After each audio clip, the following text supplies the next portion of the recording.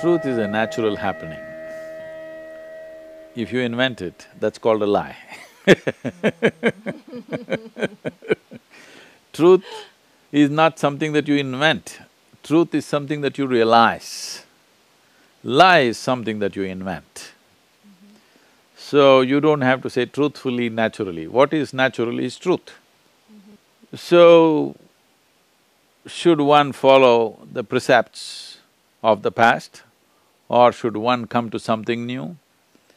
There should not be a compulsion about breaking the rules of the past, nor there should be a compulsion that you must only do it the way of the past.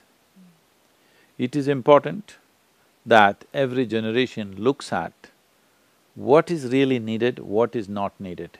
If you do not discard the garbage that you develop in your house, after some time, your whole house will be a garbage bin, isn't it? Every day you must throw out the garbage, then only the house is clean. Similarly in our lives, many things that don't work, we must throw them out on a daily basis. If we don't do that, as a culture, if you don't do it for hundreds of years, then you become stagnant. When you become stagnant, nothing works. Right now, if we are constantly looking for better ways of doing every aspect of our life, I'm saying from the simplest, if you just start looking, what is the best way to sit? Invariably you will come to me, you will want to learn yoga. If you start looking, what is the best way to breathe? I'm saying these are all vital things. What is the best way to eat? What is the best way to manage my body? If you just start thinking like this, you will start doing yoga. That is, you will start approaching your physical and mental well-being in a scientific manner.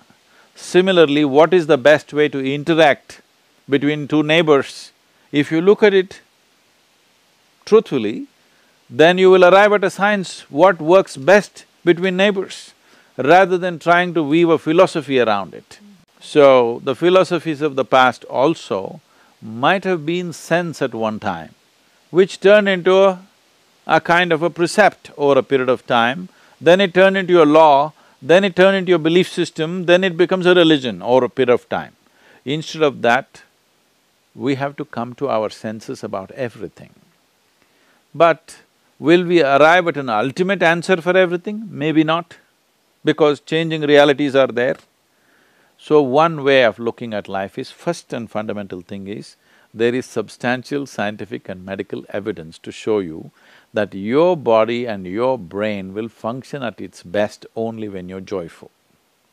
So first thing is this, that you have a body and brain which works well. You have a functioning brain. If this has to happen, you must be in a pleasant state of experience. So first thing is to become joyful by your own nature. If you manage this, you have a functioning brain. Have you noticed this? When you're happy, you find solutions. When you're unhappy, you create problems. Have you not noticed this in every situation in your life? So, this is important. The first and basic thing, this is not done. People think pursuit of happiness is to be achieved. You must be successful towards the end of your life.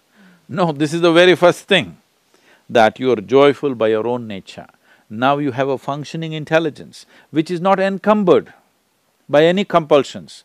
You are in pursuit of happiness means you are encumbered by all kinds of compulsions. I am joyful means you are not encumbered by anything.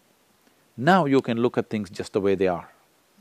Only if you see things just the way they are, not from a prejudiced mind, simply the way they are, then you will also come up with solutions every day, better and better solutions. If you cannot even see what is there because you have prejudiced opinions about everything, then how a solution will come when you don't even figure the problem? How will you come up with a solution?